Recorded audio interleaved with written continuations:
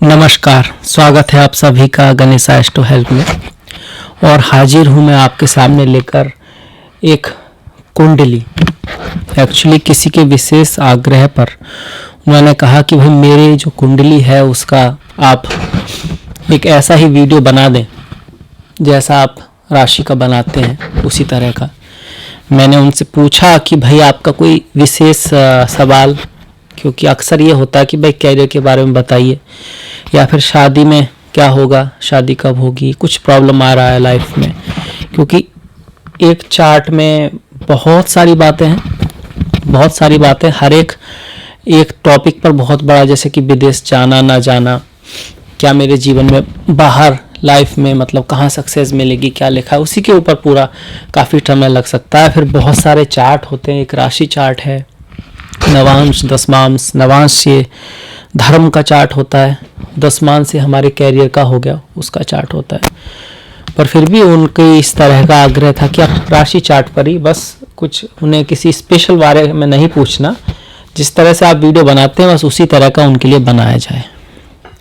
तो इसके सहारे उनके लिए जो वीडियो है वो तो है ही, इससे आप भी थोड़ा सा जिसे चाहें तो देख सकते हैं कि भाई किस तरह से हम कुंडली देखते हैं। तो हाउ टू सी आ कुंडली, एक तरह का बेसिक लेवल पर, कि भाई किसी विशेष नहीं कि भाई कैरियर कैसे देखें इसमें, या शादी के लिए क्या देखें, ओवरऑल हम कैसे देख सकते हैं। तो सबसे पहले अगर हम देखेंगे तो दो चीज़ें हैं हमारी। जैसे ये कुंडली है, एक तो ये हमारा लग्न है, ये पहला भाव है, इसमें जो नंबर लिखा है वो लग्न बहुत इंपॉर्टेंट है। चंद्रमा बहुत इंपॉर्टेंट है, और इसके बाद दो त्रिकोण, पंचम भाव और नवम भाव, ये सबसे ज़्यादा इंपॉर्टेंट है इसके बाद। और इससे भी पहले हम देखते हैं पंचांग। पंचांग जो होता है वो आधार होता है किसी भी कुंडली का, वो भी बहुत ज़रूरी है। कि जैसे कि ये कुंडली जो पैदा हुए वो रात को जन्म हुआ इनका, इतवार जो रविवार होता है उसके 12 बजे के बाद, तो हिंदी के हिसाब से तो दिन सूर्य के हिसाब से निकलता है, तो इनका जन्म शनिवार को हुआ एक्चुअली 12 बजे के बाद। तो वैसे तो रविवार आ गया इंग्लिश के हिसाब से 12 बजे के बाद, पर यहाँ पर दिन शनिवार ही रहेगा, क्योंकि हिंदी में जो दिन निकलता है वो सूर्य से निकलता है। तो दिन के जो लॉर्ड हुए वो शनि हुए, और शनि जो है वो यहाँ पर अग्नि की राशि में है, बहुत अच्छी बात है। वारपति अगर अग्नि राशि में होता है तो उसमें एनर्जी काफ़ी रहती है, व्यक्ति को एनर्जी के लिए वो अच्छा होता है। उसके बाद इनकी जो तिथि है वो है शुक्ला त्रयोदशी जो गुरु की तिथि है, और गुरु यहाँ पर चतुर्थ भाव में है। तो तिथि का स्वामी अगर चतुर्थ भाव में आता है तो जीवन के सुख मिलते हैं व्यक्ति को, धन, गाड़ी, पैसा, मतलब जो भौतिक जो सुख हैं। इसके अलावा चूंकि वो गुरु है तो ऐसे व्यक्ति काफ़ी ईमानदार होते हैं, काफ़ी अच्छे होते हैं, लॉयल होते हैं, एक बार में एक ही रिलेशन में रहते हैं, और इनका झुकाव होता है धर्म को जानने के लिए, उसकी असलियत को जानने के लिए। इतना सब कुछ हम सिर्फ तिथि से ही कह सकते हैं। और जो 13 तिथि वाले जो होते हैं उनको खूबसूरत चीज़ें उनसे लगाव होता है, ऑर्डर, साफ सफाई, इस सब से लगाव होता है।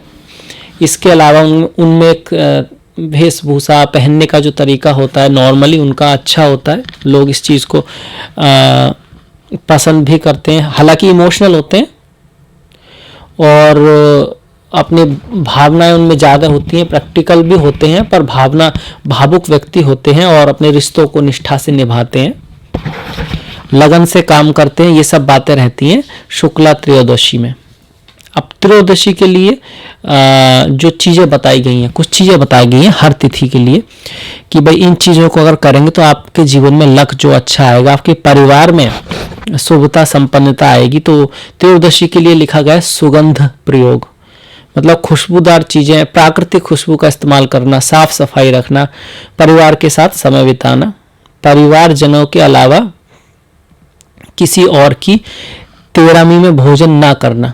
13वीं होती है ना मृत्यु के पश्चात, तो जिनकी जन्म त्रयोदशी में हुआ है तो उनको ये कहा जाता है कि अपने परिवार की में तो खैर जाना ही चाहिए, पर हर किसी की आप 13वीं में ना जाएं तो उनके भाग्य के लिए अच्छा है। छोटी मोटी टिटविट्स हैं जो ज्योतिषियों ने, गुरुओं ने दी हैं, जो बहुत काम की हैं। इसके अलावा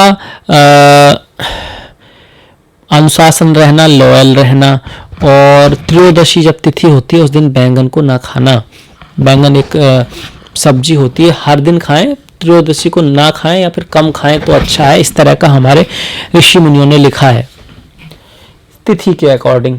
अब उनका योगा जो है प्रीति है। अब ये जो प्रीति योगा है इसमें यह है कि अगर आपको काम में तरक्की पानी है, इसके जो स्वामी है विष्णु है, प्रीति जो योगा है, अगर आपको काम में तरक्की पानी है तो प्रेम और स्नेह से बात करें सभी से। और जहाँ रिश्ता, जहाँ काम का समय होता है वहाँ पे पारिवारिक या क्या कहते हैं व्यक्तिगत रिश्तों को उसमें बीच में न लाएं। काम के समय सिर्फ काम पे ध्यान दें, काम करें और बड़े ही प्यार से बात करें। अभिमान से और हट से बचें। मतलब थोड़ा बहुत अभिमान उनमें हो सकता है ऐसे व्यक्तियों में, इसीलिए ऋषियों ने कहा है। और कभी कभी उनको ये हट भी होती है, मतलब मैंने ये कहा है तो होना चाहिए, इस तरह की बात उनके अंदर हो सकती है। हालांकि एज के साथ वो चीज़ें कम हो जाती हैं, व्यक्ति जीवन में सीखता है, पर अक्सर मिडिल एज में या यंग एज में उनमें ये बातें रहती हैं। तो इसीलिए ये सावधानी दी गई है यहाँ से कि हट और अति स्वाभिमान से बचें।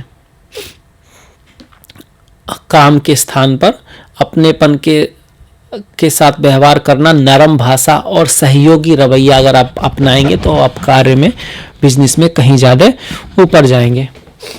ये आया आपके योगा से आपके लिए कितनी महत्वपूर्ण बात है। अगर इसे कोई बचपन से जानता है और समझता है और इसको अलाउ करता है जीवन में अपनी कुंडली के अकॉर्डिंग, तो वो कहीं से कहीं जा सकता है। करण कौलभ है। अब इसमें यहाँ एक बात आती है कि संगत का ख्याल रखें। ऐसे तो हम सभी जानते हैं कि भाई संगत का ख्याल रखना चाहिए, या कहते हैं गुस्सा बुरी बात है, पर अगर आपकी कुंडली में निकल के आ रहा है तो इसका मतलब ये कि आपके लिए इसका खासा जरूरी है।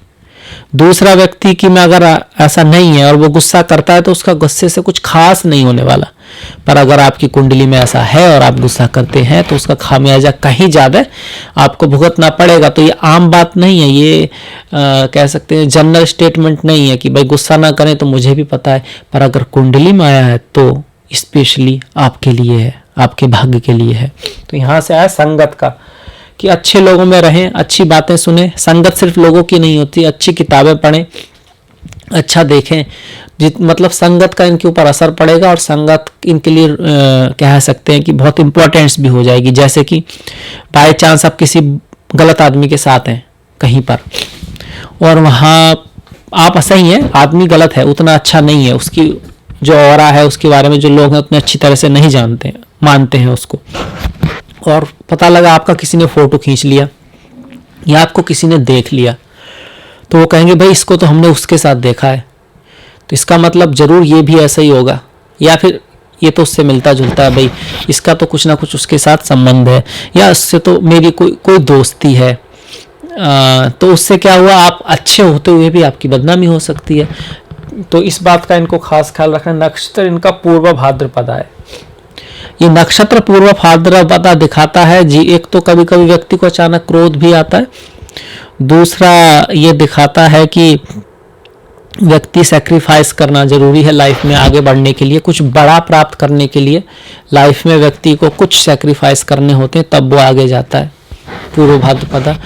और यहाँ पर व्यक्ति के 2 फेस बताए गए हैं। 2 फेस का मतलब ये नहीं है कि उसके चेहरे 2 होते हैं, इसका मतलब ये है कि व्यक्ति काफ़ी हद तक मतलब आपको ऐसा लग सकता है कि भाई आगे से बहुत सिंपल है या बहुत ज़्यादा एम्बिशियस नहीं है, ऐसा लगता हो, भाई ऐसा लग रहा है तो डरता भी है, इस तरह का है या डरती भी है, पर वो अंदर से बहुत अलग हो सकता है, वो अंदर से बहुत स्पिरिट वाला आगे बढ़ने का और एम्बिशियस भी हो सकता है। तो थोड़ा समझना उनको कठिन होता है, ये यहाँ पर है। कई बार ऐसे लोग, पूर्व भाद्रपदा वाले लोग जो हैं, ये गुरु का नक्षत्र है, कई बार ऐसे लोग काफ़ी फेरियोसियस वर्क, मतलब कि कुछ ऐसे चीज़ों में भी हो सकते हैं जिसका आपको आइडिया ना हो। मतलब जैसे आप मिलेंगे तो लगेगा भाई ये तो बंदा बहुत ही अच्छा सा, शरीफ सा है, और मतलब कोई ऐसा ही होगा, मतलब हाउसवाइफ होगी या डॉक्टर होगी और पता लगा कि वो तो सीबीआई में कुछ है, डिटेक्टिव है, कुछ ऐसा है, मतलब ऐसा काम कर सकता है, आपने उम्मीद नहीं की होंगी, इतना हिम्मत वाला काम भी हो सकता है, इस तरह का कुछ। उनमें एक कैपेबिलिटी मिनिमम होती है कि लोग जितना उनको समझते हैं उनकी जो कैपेबिलिटी है उससे कहीं अलग और कहीं ज़्यादा हो सकती हैं। तो ये तो हमने सिर्फ आपको पंचांग देखकर ही बता दिया मैंने, या कोई भी बता सकता है जो ज्योतिषी है, जानता है। अब इसके बाद हम आपकी चार्ट पे आ जाते हैं। अब यहाँ से जो भी बातें मिली हैं, अगर आपको बचपन से पता लग जाती हैं और आप उनको जीवन में फॉलो करते हैं तो आप आगे जरूर जाएंगे, इस बात की गारंटी है। और यही ज्योतिष का फायदा भी है। ज्योतिष का ये फायदा कम है जो लोग पूछते हैं, वो पूछते हैं कि भाई मैं क्या बनूंगा। तो यहाँ एक क्वेश्चन आपको खुद से करना चाहिए कि आप क्या बनेंगे, मतलब कि आप अकाउंटेंट बनेंगे बैंक में, या आप पुलिस ऑफिसर बनेंगे, या एक डॉक्टर बनेंगे। ये उतना फिक्स नहीं है जितना आपको लगता है। इसका उदाहरण आप यहाँ से समझिए कि भारत में पिछले कुछ साल अगर हम जाते हैं तो कोई भी लेडी कुछ नहीं बनती थी, एक आध को छोड़ के, और पर उनके चार्टों में तो अच्छे अच्छे योग होते थे। किसी के में मार्क्स बहुत अच्छा है तो वो भाई कहीं आर्मी में या स्पोर्ट्स में या फिर पुलिस में, या फिर आप कह सकते हैं कि रियल एस्टेट्स में, इन सब में उसको जाना चाहिए था। या किसी का चंद्रमा अच्छा है तो अच्छा डॉक्टर, हीलर, कपड़ों का बिजनेस, अगर शुक्र अच्छा है तो आपका मॉडलिंग में, चित्रकारी में, पेंटिंग में। चंद्रमा और शुक्र दोनों अच्छे हैं तो कविताओं में और फिल्म इंडस्ट्री में, इमोशनल कोई जो काम है उनमें जाना चाहिए था। पर कितने लोग जाते थे? बहुत कम। तो देश काल परिस्थिति का भी बहुत अंतर पड़ता है। इसीलिए कुंडली दिखाना से थोड़ा ये मिलता है कि किस तरह की संभावनाएं हैं, कहाँ हम उसको ले जा सकते हैं। एग्जैक्ट फिक्स नहीं होता है, यही सत्य है। एक आइडिया होता है और देश काल परिस्थिति के अनुसार होता है। नहीं तो पहले जो स्त्रियां थी उनकी कुंडलियों में भी आईएएस बनने के, आईपीएस बनने के, रानी बनने के और बहुत अच्छे अच्छे योग होते थे, पर उसका लाभ उनको उतना नहीं मिलता था क्योंकि शिक्षा ही नहीं होती थी, काम ही नहीं होता था। उसके बस उनके भाग्य से उनके पति को थोड़ा सा, उनके बच्चों के जीवन में, क्योंकि हम सब लोग एक दूसरे से जुड़े हुए हैं। अगर भाग्यशाली बच्चे का जन्म आपके जीवन में हुआ है और उसका है कि भाई उसका बचपन बहुत अच्छा जाएगा, तो पिता की लाभ होना शुरू हो सकता है, माता का लाभ होना शुरू हो सकता है। हालांकि उसके बहुत ज़्यादा आपको सिम्टम या बहुत ज़्यादा योगा हो सकता है कि माता पिता की कुंडली में ना हो। तो हम एक दूसरे से जुड़े हुए हैं। जन्म का जो वो था इनका चौघड़िया, वो लाभ था। तो अल्टीमेटली जीवन में इन्हें काफ़ी कुछ मिलेगा, इस तरह की यहाँ पे संभावना दिखती है। अब अगर हम कुंडली पे आ जाएं तो कुंडली पे सबसे पहले लग्न देखें तो कर्क लग्न है। कर्क लग्न के लोग नॉर्मली भावुक होते हैं, इमोशनल होते हैं। अपनी माता, अपनी जन्मभूमि, अपना घर, अपने घर के लोग, अपनी जो फैमिली है, अपना जो ट्रेडिशन है, उसके प्रति कुछ ना कुछ उनका रिश्ता रहता है, कुछ ना कुछ लगाव रहता है। नॉर्मली अपने कार्य के प्रति काफ़ी स्ट्रांग होते हैं। जहाँ कार्य की बात आती है, काम की बात आती है, तो ये आगे बढ़ना चाहते हैं, आगे दिखाना चाहते हैं। और जीवन साथी के मामले में बहुत ज़्यादा लकी नहीं कहे गए हैं। नॉर्मली जीवन साथी या तो इनसे एज्ड हो सकता है, या फिर बहुत ज़्यादा सीरियस हो सकता है, या फिर कह सकते हैं उतने ज़्यादा विचार नहीं मिलते हैं जितने नॉर्मली सभी के कम मिलते हैं। अब यहाँ पर भी इस तरह का है क्योंकि ईश्वर ने बनाया ही ऐसा है कि भाई जब यहाँ पर एरीज होता है तो यहाँ पर लिब्रा आता है, यहाँ मंगल तो यहाँ शुक्र, ताकि अलग अलग हैं। शुक्र पानी है और मंगल अग्नि है, सभी इस तरह के हैं। यहाँ पर सिंह तो यहाँ पर कुंभ, मतलब एक तरफ सूर्य एक तरफ शनि, जो एकदम अपोजिट हैं। तो इस तरह का लगभग सभी में है। वो शायद जरूरी है इवोल्यूशन के लिए। अगर अलग अलग लोग आमने सामने नहीं आएंगे तो इवोल्यूशन के लिए ये जरूरी है कि अलग तरह के लोग सामने आए, पास आए। कहते हैं ना कि अपोजिट अट्रैक्ट्स, जो अलग लोग हैं उनमें अट्रैक्शन ज़्यादा होता है, ऐसा भी कहा गया है। तो इसको देखें हम, अगर हम इनके लग्न की बात करें, लग्न में जो है सूर्य और बुध आए हुए हैं तो काफी इंटेलिजेंट पर्सन होगा, बुद्धिमान होगा, समझने की क्षमता होगी, व्यापार में भी अच्छा कर सकता है, पर थोड़ा दिमाग से कभी कभी गुस्सा कह सकते हैं गर्म हो, और ये होगा कि भी ये सही है ये गलत है। सिंह है ना, सूर्य है ना, सूर्य, तो सूर्य तो राजा है, तो हाँ भाई मैं कुछ हूँ। अब यहाँ से सूर्य जो है इस भाव को भी देख रहे हैं, सप्तम भाव को, तो उसको भी इफेक्ट करेंगे। जो स्पाउस होगा वो भी थोड़ा सा हो सकता है कि गर्म, इतना गर्म निवाज नहीं है, मंगल नहीं है, पर थोड़ा सा उस पर देगा सूर्य। पर यहाँ पर जो सूर्य बुध है कह सकते हैं कि शुभ है एक तरह से, क्योंकि सूर्य जो है द्वितीय के स्वामी है, द्वितीय का स्वामी यहाँ पर आ रहा है, लग्न में आ रहा है, तो अपना जो परिवार है उससे इनको काफी फायदा हो सकता है। वाणी से, अपने कम्युनिकेशन से, फूड इंडस्ट्री से भी इनको फायदा हो सकता है, क्योंकि दूसरा भाव खाने, कपड़ा, वाणी, परिवार को दिखाता है, तो वो आपकी तरफ आ रहा है, तो उससे आपको फायदा हो सकता है। अब वो चूंकि अपने से 12वें भाव में जा रहा है, तो एक तरह का एक थोड़ा सा यहाँ पे क्लू मिलता है कि बाहर फॉरेन से थोड़ा सा इनका कनेक्शन हो सकता है। अगर बुध की बात करें तो बुध तो 12वें भाव का स्वामी ही है, 12वें भाव का स्वामी है और पराक्रम का स्वामी भी है। अब 12वें भाव का स्वामी और पराक्रम का स्वामी लग्न में आ रहे हैं, तो पराक्रम बाहर होगा, विदेश में होगा, अपने देश से दूर होगा, या विदेशी चीजें उनकी तरफ आएंगी, कुछ ना कुछ बाहर से ताल्लुक हो सकता है, बिजनेस हो सकता है। ये भी दिखा रहा है कि व्यक्ति इस तरह के काम में भी हो सकता है जो तीसरे भाव से रिलेटेड काम हो और 12वें भाव से रिलेटेड हो। तीसरे भाव से रिलेटेड काम कौन सा है? तीसरे भाव से रिलेटेड काम है आपका जर्नलिज्म, कम्युनिकेशन, मीडिया, राइटिंग, कुछ किसी तरह का कम्युनिकेशन, जैसे कि भाई पत्र, पहले पत्र होते थे, अब ईमेल चल गए हैं, अब मीडिया है, यूट्यूब है, और कोई भी तरह का कम्युनिकेशन का, सेल्स, मार्केटिंग, ये सब तीसरे भाव का काम है। हाथों का कोई काम, तीसरा भाव हाथों को भी दिखाता है, और 12वां भाव जो है विदेश को दिखाता है, पैरों को दिखाता है, योगा, मेडिटेशन।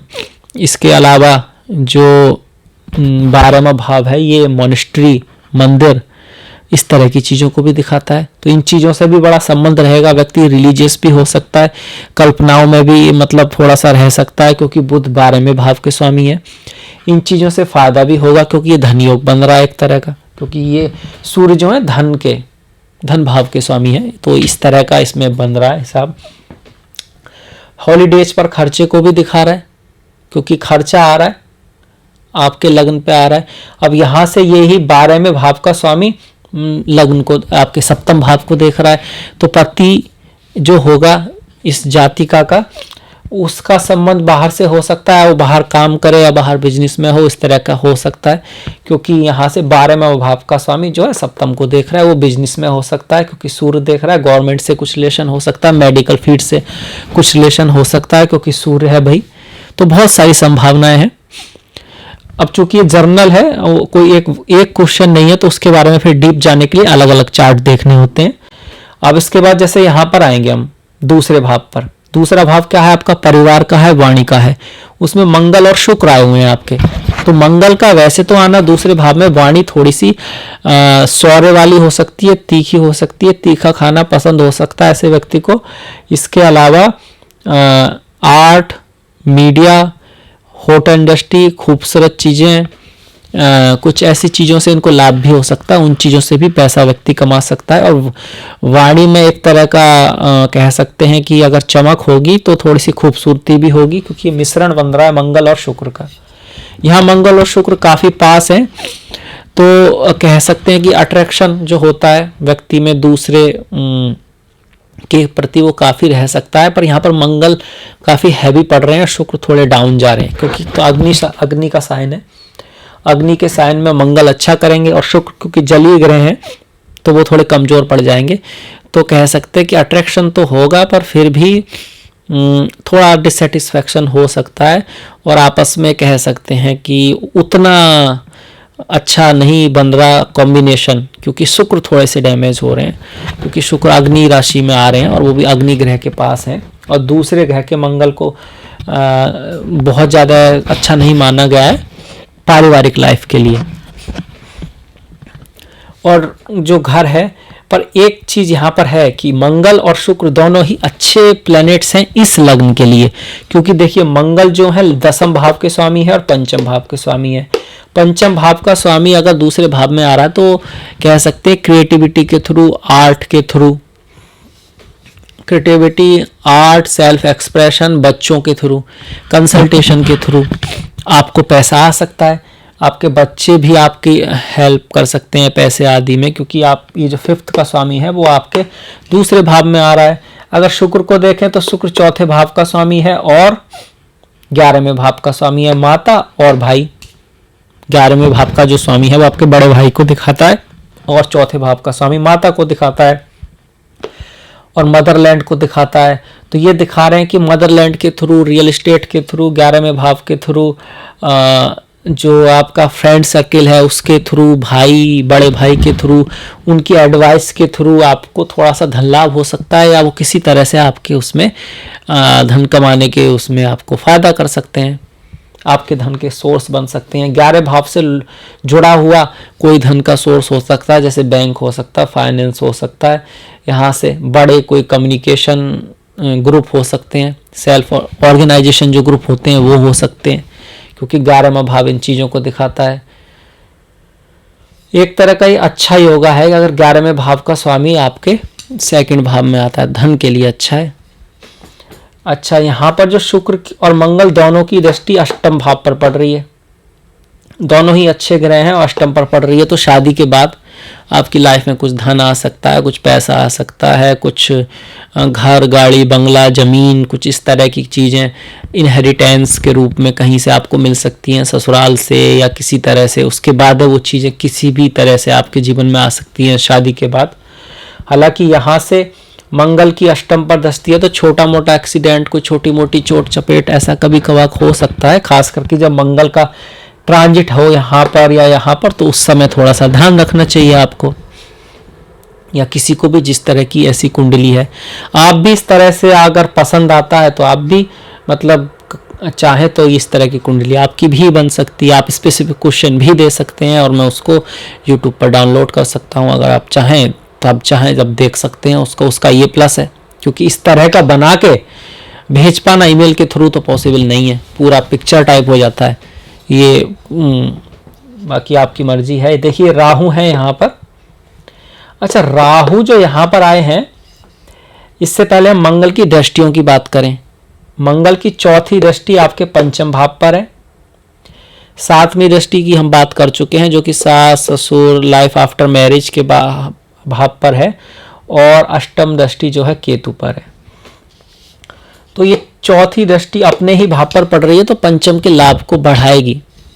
यहाँ से चूंकि मंगल एक पुरुष ग्रह है और अपनी ही राशि पे वो डाल रहे हैं दृष्टि, तो व्यक्ति को, स्त्री को, जातिका को पुत्र होने की संभावना है, पहला संतान पुत्र हो सकती है और काफ़ी अच्छी होगी, कह सकते हैं लाइफ में अच्छा करेगी, माता पिता की हेल्प भी करेगी। इस तरह की यहाँ पे योग बने हुए हैं क्योंकि द्वितीय भाव में गया हुआ है।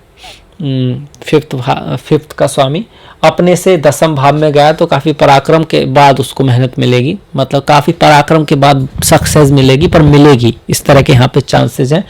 और जहाँ तक है व्यक्ति का जो पुत्र होगा वो सक्सेसफुल होगा, जातिका का जो पुत्र होगा वो सक्सेसफुल होगा। हालांकि इतना आसान नहीं होगा लाइफ में आगे बढ़ना, आसान कह सकते हैं नहीं होगा कह सकते हैं, या फिर कह सकते हैं अच्छा होगा, क्योंकि जब आसानी से चीज़ मिलती चली जाए तो व्यक्ति कुछ सीखता नहीं है और उसमें मज़ा भी क्या आता है। जब थोड़ा सा कठिनाई हो, कुछ व्यक्ति सीखे, लाइफ में कुछ उतार चढ़ाव देखे, तभी वो ज़िंदगी को समझ पाता है, तभी थोड़ा लाइफ कह सकते हैं वो इंटरेस्टिंग भी होती है लाइफ। वो एकदम सब कुछ आइडली चल रहा है, बट्स कुछ बोरिंग सा लगता है एक्चुअली में। तो अच्छा है, ये बहुत अच्छा है। अच्छा, मंगल की जो इस पर दृष्टि है नवम भाव पर, पिता के साथ हो सकता है उतने विचार ना मिलें, हो सकता है पिता से कुछ दूरी बन जाए, हो सकता है पिता कह सकते हैं कि भाई पिता से किसी कारण से कुछ दूरी या कुछ इस तरह का यहाँ पे दिखा रहा है। केतु हैं और हो सकता है पिता की जो सलाह हो आपको बचपन में या अर्ली लाइफ में ऐसी लगे कि वो मेरे से मैच नहीं करती हैं। इसके अलावा रिलीजन जो धर्म है उसके प्रति व्यक्ति बहुत ज़्यादा प्रैक्टिकल हो सकता है, हर धर्म को जानने की कोशिश कर सकता है, या फिर शुरू में उधर बिल्कुल ही इंटरेस्ट ना हो, बाद में इंटरेस्ट बढ़े, इस तरह की भी यहाँ पे संभावना बनती है। अब चूंकि जातिका का जन्म रात को हुआ है तो शनि से अष्टम भाव देखेंगे, सप्तम और अष्टम। अष्टम में सूर्य और बुध है तो अच्छा ही है, नॉट बैड। ये उसके लिए देखते हैं पिता की एज के लिए।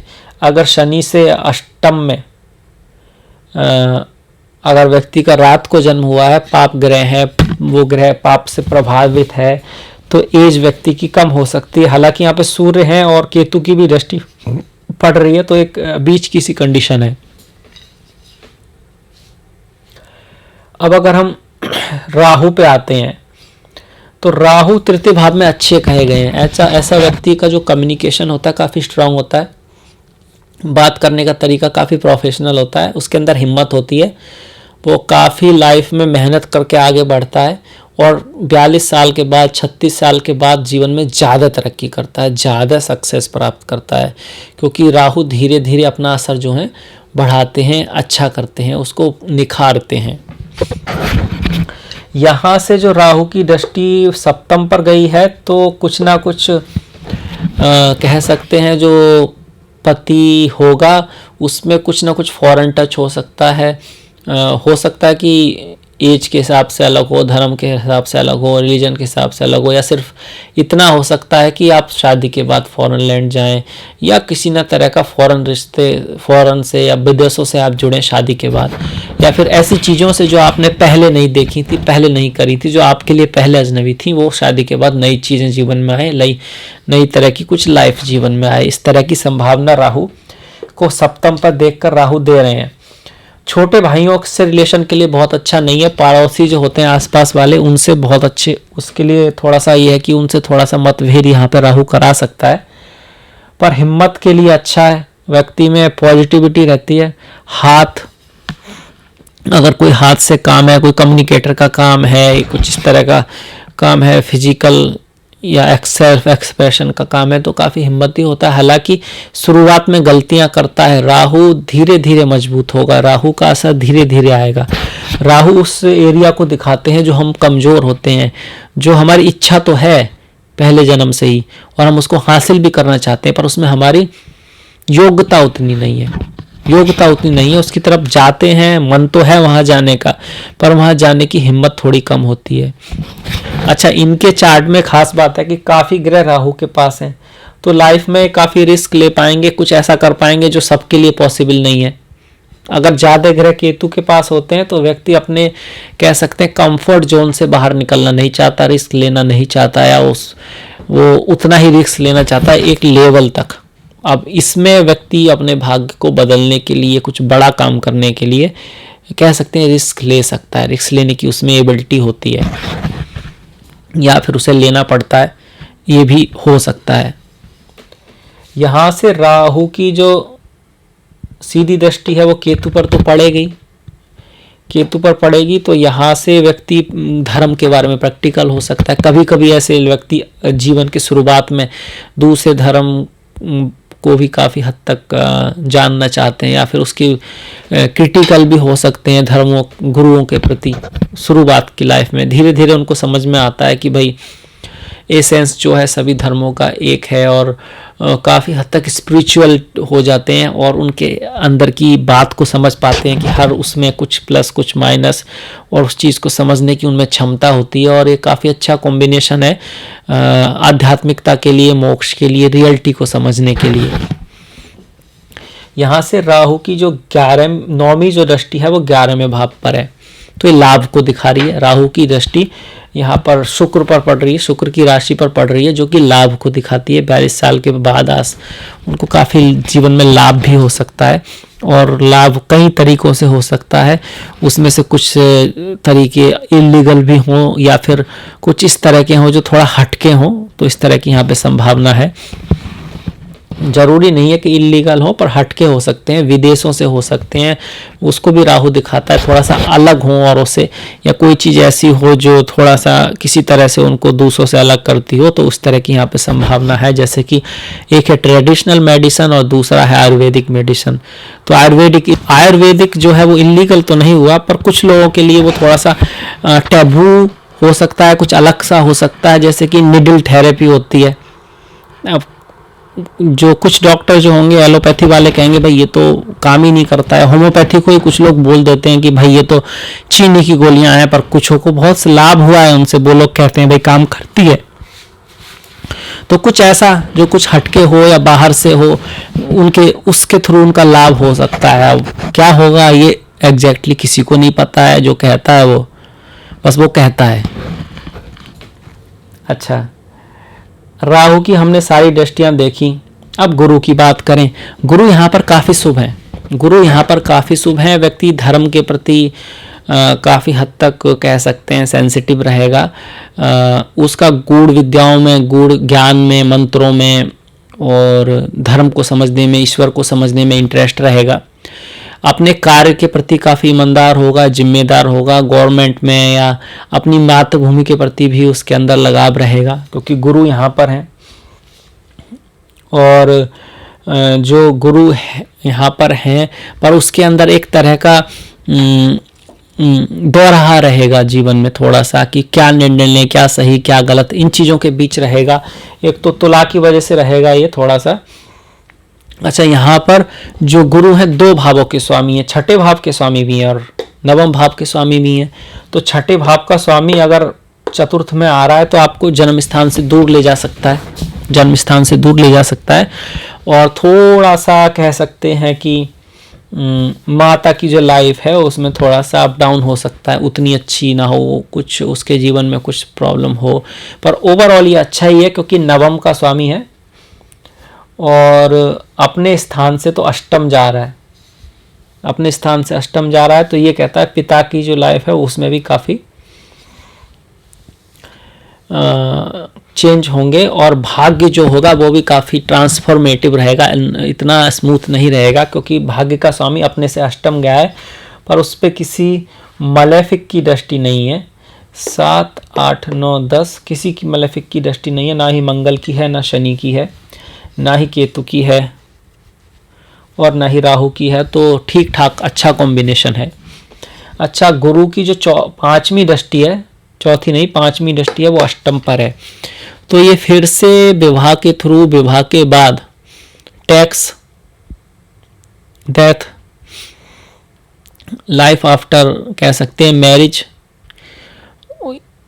या कुछ इन चीज़ों से, मतलब पैसा धन दिखाता है, इनहेरिटेंस दिखाता है ससुराल से, या फिर ऐसी चीज़ों से जैसे अदर पीपुल मनी को यूज करके मतलब उससे दूसरों को भी फ़ायदा पहुंचाना और अपने को भी फ़ायदा पहुंचाना। कुछ ऐसा काम जो अदर पीपुल मनी से जोड़ता हुआ हो, दूसरों के पैसों का यूज करना उनके भलाई के लिए, अपनी भलाई के लिए। काम यहाँ पर जहाँ तक है वो भलाई के लिए ही होगा, क्योंकि गुरु है, एक तो गुरु है, दूसरे वो नवम भाव के भाग्य के स्वामी हैं, इस वजह से। अच्छा, यहाँ से जो गुरु की सीधी दृष्टि है 10वें भाव पर पड़ रही है, पिता के धन के स्थान पर पड़ रही है। तो पिता के धन के स्थान पर तो पिता का धन बढ़ाएगी, उसके पद में भी उन्नति लाने की कोशिश करेगी। और 12वें स्थान पर जो है व्यक्ति अच्छी चीज़ों पर, अच्छे कर्मों पर, दान पर, पुण्य पर काफ़ी खर्चा करेगा लाइफ में, गुरुओं पर ज्ञान प्राप्त करने के लिए, नॉलेज के ऊपर, हाई डिग्री करने के लिए। अब यहाँ सारी बातें, अब भी ये सारी बातें जाकर समय, देश उस पर करती हैं। बाई चांस ये जाति का ना होगा, अगर जातक है, बाई चांस ये इंडिया का पुराना समय है जब स्त्रियों को शिक्षा ही नहीं दी जाती थी, तो उस समय में क्या होगा, तो व्यक्ति पैसा ना करके टाइम खर्च करेगा, अपने आप से ही किताब पढ़ने की कोशिश करेगा, ज्ञान प्राप्त करने की कोशिश करेगा। और कह सकते हैं कि इस तरह से मतलब टाइम के अकॉर्डिंग ये जो सिचुएशन है उनका जो है मतलब बदल जाता है। तो गुरु के बारे में भी हमने बात की एक तरह से कि गुरु यहाँ पर शुभ फल दे रहे हैं। इस कुंडली में गुरु आत्मकारक भी है, आत्मकारक हैं। ये दिखाते हैं कि जो व्यक्ति अंदर से काफ़ी अच्छा है, मन से काफ़ी अच्छा है और पहले जन्म का जो एक्सपीरियंस रहा है उसका अपना, तो कोई अच्छा व्यक्ति रहा है, कोई प्रोफेसर हो सकता है, कोई टीचर हो सकता है, इस तरह की यहाँ की संभावनाएं, धर्म से जुड़ा हुआ रहा है। केतु भी इसी तरफ का इंडिकेशन देते हैं क्योंकि केतु नवम भाव में है, तो कोई धार्मिक गुरु, धार्मिक टीचर, कुछ इस तरह का इनका पहले जन्म का जो लाइफ रही है। और इस पहले जन्म में क्या हुआ, क्या रहा होगा, इसका आइडिया फिर एक दूसरे चार्ट से होता है जिसको हम D60 चार्ट कहते हैं। किसी को उसके बारे में रुचि हो तो वो भी चाहे तो व्यक्ति कर सकता है। तो एक ही चार्ट के बारे में हम बता पाएंगे क्योंकि देखिए वीडियो एक ही चार्ट में कितना लंबा हो रहा है, और सब चार्ट अगर मैं बताऊं तो मतलब मुझे लगता है कि 3 घंटे से भी ज़्यादा हो सकता है, 4 से भी ज़्यादा हो सकता है। तो इसीलिए स्पेसिफिक क्वेश्चन पूछते हैं लोग क्योंकि बहुत बड़ा हो जाता है, और जब व्यक्ति कहते हैं भाई हम सब कुछ चाहिए, हमें बना के दो, डिटेल में बता दो, तो उसमें फिर क्या करते हैं ज्योतिषी लोग, वो हर ग्रह भाई यहाँ पर बैठा है तो इसका इसका इसका इसका ऐसे बता देते हैं, पर उसका तो कोई मतलब ओवरऑल कॉम्बिनेशन पता चल नहीं पाता। उनकी भी मजबूरी है क्योंकि अगर ऐसे बताएंगे तो बहुत लंबा होता है। अब हम इससे अगले पे आते हैं। तो देखिए शनि और चंद्र हैं यहाँ पर, उनकी फिलहाल में शनि की दशा चल भी रही है। शनि जो है दसम राशि और 11 राशि के मालिक हैं। दसम राशि आपके सप्तम भाव में है, 11वें राशि आपके अष्टम भाव में है।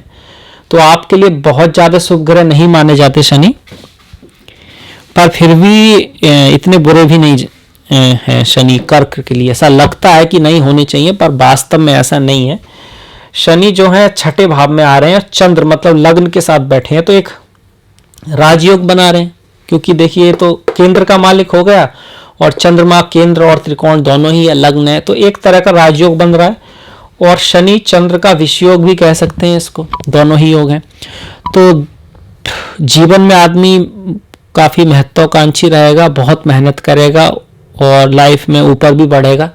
कठिनाइयां भी सहन करनी पड़ेंगी क्योंकि 6ठे भाव में है, और हिम्मत हारेगा नहीं, वो आगे बढ़ता रहेगा। काफ़ी हद तक कुछ इस तरह की समय भी आएगा जो कठिन होगा, पर वो उससे आगे निकल जाएगा। हालांकि थोड़ा सा नेगेटिविटी रहेगी सोच में, हो सकता है माता से उतना प्यार ना मिले, या माता से अलग होना पड़े बचपन में, या माता किसी कारण बिजी रहे, ये भी हो सकता है। कई बार ऐसा होता है इन बचपन में कि भाई माता को दूध नहीं आया, इस तरह की प्रॉब्लम आती है क्योंकि चंद्रमा दूध को दिखाते हैं और शनि जो है उसको थोड़ा कर देते हैं, तो ये भी एक। और बाकी सब अच्छा रहा तो देखिए कितना वेरिएशन है, एक ही उससे बस दूध नहीं आया तो दूसरा दूध पिलाया, उसके बाद सब कुछ ठीक रहा। और वहीं दूसरा ये भी है कि माता से रिलेशन में भी आता है, तो ये डिपेंड करता है कि क्या हुआ क्या नहीं हुआ, पर कुछ बातें होती हैं।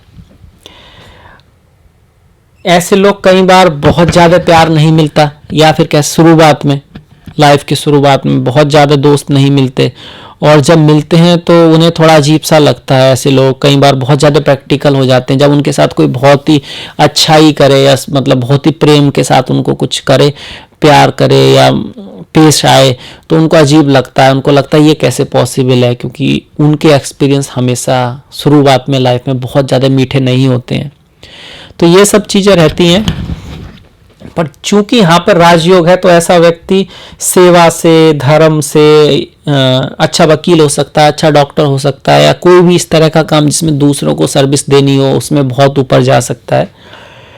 अष्टम से जुड़ा हुआ काम भी अगर वो चाहे तो कर सकता है।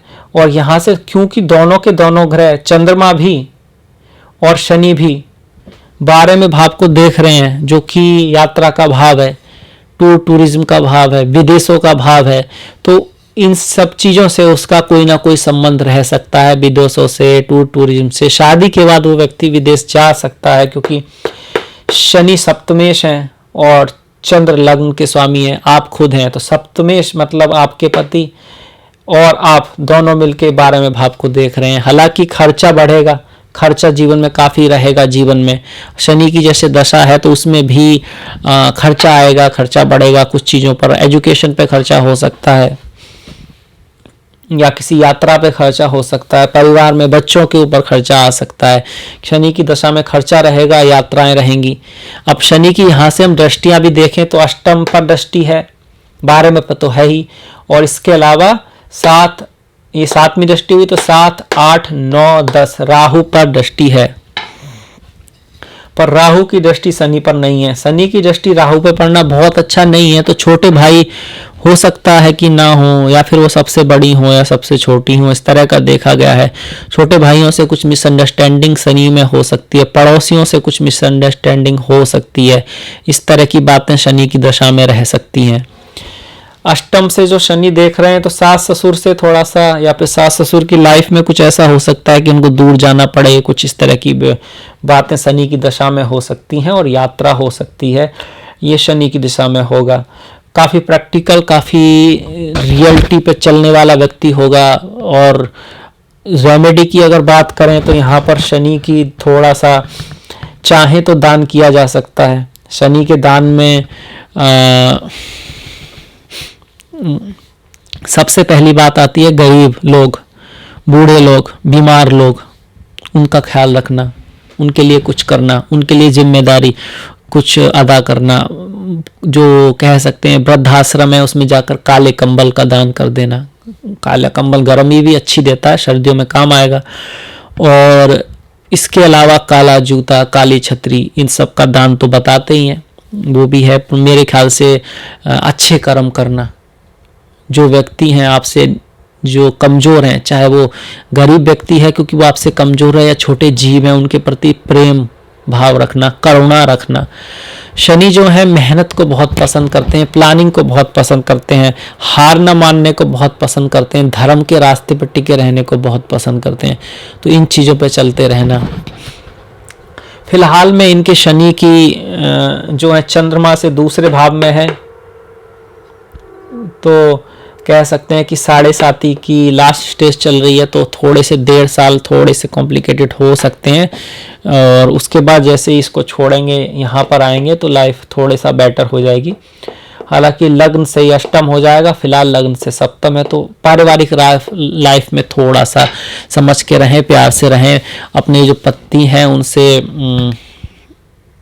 कोई छुटपुट बात होती है तो उसमें ईगो को न लाएं, अपनी पॉजिटिव, अपनी जो स्ट्रेंथ है उस पे फोकस रखें। लाइफ में आपकी लाइफ में जो ब्लेसिंग है उन पे फोकस रखें, क्योंकि नेगेटिव कहाँ नहीं है, किसकी लाइफ में नहीं है, सबके पास है, सबकी लाइफ में है। और अगर आप उन चीज़ों को ध्यान दें जो आपके पास नहीं है, तो जो है वो कहीं बहुत पीछे छूट जाता है। कई बार तो इतना पीछे छूट जाता है कि आप उसके बारे में याद ही नहीं रख पाते, और आपको लगता है कि मेरे पास तो कुछ है ही नहीं, जबकि आपके पास ईश्वर का दिया वो बहुत कुछ है जो दूसरों के लिए सपना है। किसी के पास घर नहीं है, किसी के पास कपड़े नहीं है, किसी के पास तो खाना तक नहीं है, और फिर भी लोग खुश हैं। ऐसा नहीं है कि वो सभी दुखी हैं। तो मेंटल जो है मेकअप, उसको पॉजिटिव रखना बहुत ज़रूरी है। तभी आप ईश्वर के प्रति कह सकते हैं थैंकफुल हो पाएंगे, तभी वो आप अच्छी रेमेडी भी कर पाएंगे। वैसे शनि चंद्र के जब साथ में होते हैं तो भगवान शिव का पूजन बताया जाता है, रुद्राभिषेक बताया जाता है, ओम सोम सोमाय नमः जो मंत्र है उसका जाप बताया जाता है, या फिर ओम नमः शिवाय का जाप बताया जाता है। इस कुंडली में आप बचे केतु का 9वें स्थान में आना व्यक्ति को शुरू की लाइफ में या तो धर्म के प्रति बिल्कुल आस्था न होना, या फिर बहुत ज़्यादा उसके बारे में जानने की कोशिश करना, दोनों चीज़ों को दे सकता है। अपने गुरुओं के प्रति शुरू में या तो बहुत आस्था ना हो, शुरू में भाग्य में कुछ कठिनाई रहना, यात्राओं में कुछ पिता के साथ उतना ना बनना, बॉस के साथ उतना ना बनना, शुरुआत में एजुकेशन में कभी कभार कह सकते हैं या तो कई डिग्रियां हो सकती हैं, या फिर एजुकेशन में कुछ रुकावट आना हाई एजुकेशन में। पर बाद में धीरे धीरे ऐसे व्यक्ति बहुत ही ज्ञानी, बहुत ही अच्छे कह सकते हैं धर्म के एसेंस को समझने वाले, सारे ही धर्मों के सार को समझने वाले और इस बात तक पहुंच जाने वाले कि ये सारी कहानियाँ, सारे धर्म एक रास्ता है जो मंजिल है, और जहाँ मंजिल की शुरुआत होती है रास्ते पीछे छूट जाते हैं। मतलब रास्ते तो मंजिल तक ले जाते हैं, जब मंजिल आई तो रास्ते कहाँ। तो उस बात को समझ पाते हैं कि ईश्वर का तो कोई धर्म नहीं है, बाकी सारे धर्म ईश्वर के लिए हैं, उसका रास्ता है। हर धर्म में कुछ प्लस माइनस हो सकता है, अच्छा बुरा हो सकता है। उनमें से बहुत सारे जो बुरा, जिसे हम बुरा समझते हैं, वो लोगों ने जोड़ दिए हैं, क्योंकि हर जगह कुछ ना कुछ जोड़ा जाता है, हटाया जाता है। कई बार अच्छी चीज़ें थोड़ी कम कर दी जाती हैं और कुछ नई चीज़ें जोड़ दी जाती हैं, उनका कुछ मकसद होता है। पर एसेंस जो होता है वो हर धर्म में होता है, और रियलिटी जो उस तक पहुंचने का कहीं ना कहीं कोई ना कोई तरीका उनमें होता है, कोई ना कोई तरीका उनको होता है। तो ये उसको समझ पाते हैं, उस चीज़ के पीछे जा पाते हैं। उस पॉलिटिक्स की जो भी होती है उससे कह सकते हैं बच के उसका एसेंस समझने की इनमें क्षमता होती है। यहाँ से केतु की दृष्टि आपके लग्न पे पड़ेगी तो मिस्टीरियस तरह का लुक हो सकता है उनका देखने में थोड़े से, और कई बार उनकी बातों में भी कुछ इस तरह की बात होती है। आध्यात्मिक लोग हो सकते हैं इस तरह के लोग। बहुत सारे आध्यात्मिक टीचर्स जो होते हैं, वैराग्य के टीचर होते हैं, स्ट्रिक्ट टीचर होते हैं, उनकी कुंडलियों में इस तरह का कॉम्बिनेशन देखा गया है।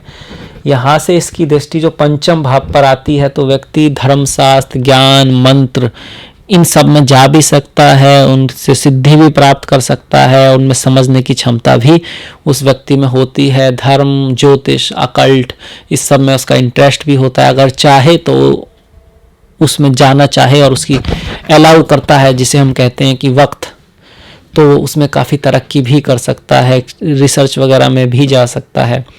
अब मैंने वक्त की बात इसलिए की क्योंकि एक ही कुंडली हिंदुस्तान में, पाकिस्तान में, साउथ अफ्रीका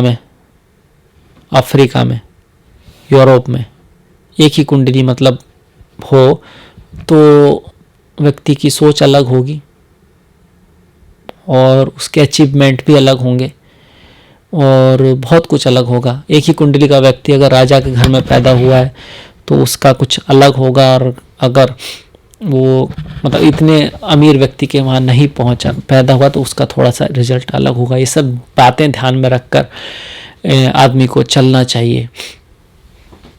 तो ये था मेरी तरफ से इस कुंडली के बारे में छोटा सा विश्लेषण। छोटा सा मैं कहूँ इसलिए कहूँगा कि इसको और बहुत बढ़ाया जा सकता है। अगर मैं चाहूँ तो यहाँ पर आरुद्धा लग्न से देखूँ, उसके बाद इन सब के नक्षत्र देखूँ, इसके बाद जैसे कि फॉर एग्जांपल जैसे राहु है, राहु यहाँ पर है, तीसरे भाव में है। अब ये बुध की राशि में है तो बुध कहाँ गए? लग्न में गए। और बुध किस भाव के स्वामी हैं? 12वें भाव और तीसरे भाव। तो राहु जो है 12वें और तीसरे भाव का भी रिजल्ट देंगे। मतलब राहु यहाँ पर आपका जो जीवन का पर्पज है, बाहर जाकर कम्युनिकेशन करना, विदेश में जाकर कुछ पराक्रम करना है, यहाँ से निकल के आता है। राहु का नक्षत्र लूं तो फिर जो नक्षत्र का स्वामी है उसके 2 भाव होंगे, वो भी इसमें जुड़ जाएंगे। अब जैसे गुरु हैं, गुरु शुक्र के हैं और शुक्र के हैं द्वितीय भाव में, तो आप जो ज्ञान है, आपका जो घर है, आपकी जो माता है, आपका जो कार्य है, उससे आपको धन की प्राप्ति होगी। और आपके पति से भी ये योग थोड़ा सा बनता है क्योंकि गुरु जो है पति को दिखाते हैं। ठीक इसी तरह से शनि है, गुरु की राशि में है तो गुरु का फल देंगे। चूंकि गुरु अच्छा दे रहे हैं तो यहाँ पर शनि और चंद्र का विषयोग होकर भी आपको काफी फायदा भी दे जाएगा। ठीक इसी तरह से मंगल और शुक्र सूर्य की नक्षत्र में है और सूर्य लग्न में आ रहे हैं, तो ये मंगल और सूर्य का जो योग बना है ये आपको सेल्फ आइडेंटिटी देगा जीवन में। मतलब कि मंगल और सूर्य से जुड़े हुए कार्यों के थ्रू आप पैसा का काम कमा सकते हैं और ये आपके जीवन का मेन सोर्स हो सकता है इस कुंडली के अकॉर्डिंग। फिर इसको दशमांश में, नवमांश में भी कंफर्म करते हैं, तो बहुत बहुत बड़ा वीडियो हो सकता है। तो मैं इसी के साथ ये वीडियो समाप्त करता हूँ। पर इतना भी मुझे नहीं लगता कि कोई बताता होगा। बहुत बताया मैंने, जितना हो सकता है उससे भी ज़्यादा बताया है। और मुझे आशा है आपको पसंद आएगा। आपके कुछ क्वेश्चंस हों, कैसे चार्ट देखना चाहिए, इसके बहुत और भी तरीके हैं, बहुत और भी तरीके हैं। जैसे कि हर एक ट्रायंगल देखना, अर्थ ट्रायंगल 2, 6, 10, तो यहाँ पर दोनों अर्थ ट्रायंगल में राजयोग बने हुए हैं, धन के लिए अच्छा है। धर्मा ट्रायंगल 1, 5, 9, यहाँ पर भी सूर्य और बुध का धन योग बना हुआ है, तो धर्म के थ्रू धन आएगा। और केतु भी आया हुआ है, तो यात्रा, विदेश या कुछ, केतु कई बार कुछ ऐसी चीज़ें भी जो हो सकता है कि उतने धर्मपूर्ण पब्लिक के अनुसार ना हो, पर फिर भी जहाँ तक है स्पिरिचुअल भी हो सकती हैं, इसमें थोड़ा मतभेद है। पर कई तरह की ये इस तरह से देखते हैं। मोक्ष ट्रायंगल 4, 8, 12 गुरु बैठे हुए हैं, तो मोक्ष की संभावना इस कुंडली में है। अब इसको कंफर्म करने के लिए हमें नवमांश आदि में जाना पड़ेगा। तो इस व्यक्ति का मोक्ष के प्रति झुकाव भी हो सकता है, झुकाव ना भी हो तो उसके कर्मों में स्थिति आएगी, कहीं ना कहीं उसका इस बात से वास्ता होगा आखिरी मौत के बाद मोक्ष क्या चक्कर क्या है, या फिर उसके कर्म कहीं ना कहीं इस स्थिति में आ जाएंगे जब वो समझ पाएगा कि ये सब एक तरह से जैसा दिखता है वैसा है नहीं। हम जिस रेस में हैं उस रेस का कोई अंत है नहीं। अब जिस रेस का अंत ही ना हो उसमें भागना कैसा? भागते रहो, मतलब जहां कहीं पहुंचना है ही नहीं तो उसमें भाग के क्या तीर उखाड़ लोगे तुम? उससे तो निकलना ही जरूरी है। और निकलने का रास्ता वही समझ पाता है जिसकी समझ में ये आ जाए कि ये रेस है और वो भी ऐसी है जिसका कोई अंत नहीं है। तो ये बातें एक्सपीरियंस के साथ आती हैं। सोल का जो कितना डेवलपमेंट है, कितनी पुरानी सोल है, उतनी ही कुंडली में उसकी ज़्यादा इंपॉर्टेंस हो जाती है कि वो इन चीज़ों का लाभ उठा पाएगा। अब उसको आत्मकार्क की डिग्री से देखते हैं। जैसे कि यहाँ पर डिग्री काफ़ी हाई है गुरु की, तो ऐसे व्यक्ति की उसमें संभावना है। होगा या नहीं होगा ये तो ईश्वर को पता है, सिर्फ ब्रह्मा को पता है, पर एक आइडिया निकाला जा सकता है। क्योंकि ज्योतिष इस तरह का विज्ञान है, एक तरह की ज्योति है जो हमारे ऋषि मुनियों ने हमें दी है, जिससे हम काफ़ी हद तक कुछ जानने से भी ज़्यादा समझ सकते हैं, इस दुनिया की रियलिटी समझ सकते हैं। और फिर जब रियलिटी समझ में आ जाए तो उसे निकलने का रास्ता भी कहीं ना कहीं से खुलता है। तो इसी के साथ मैं ये वीडियो समाप्त करता हूँ। और आपको अगर पसंद आया हो ये कुंडली विश्लेषण तो लाइक कीजिएगा, शेयर कीजिएगा। और मैंने सब्सक्रिप्शन में अपना लिंक दिया है, ट्विटर का, इंस्टाग्राम का, फेसबुक का। प्लीज़ फॉलो, प्लीज़ लाइक, आपका सपोर्ट बहुत महत्वपूर्ण है। और मिलेंगे फिर इसी के साथ नेक्स्ट वीडियो में, तब तक के लिए नमस्कार।